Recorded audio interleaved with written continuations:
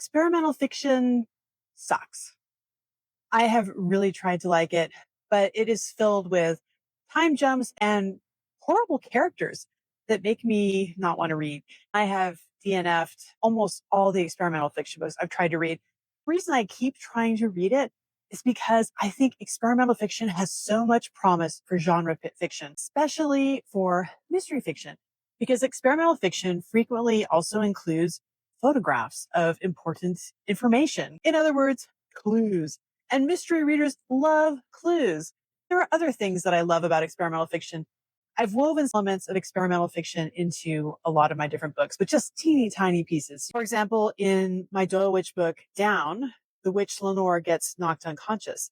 And several of the pages after that incident are blank because she's knocked out.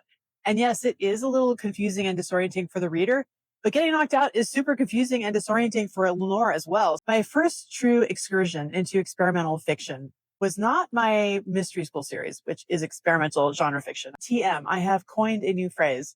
I'm writing experimental genre fiction. My first experimental genre fiction was paranormal romance mystery.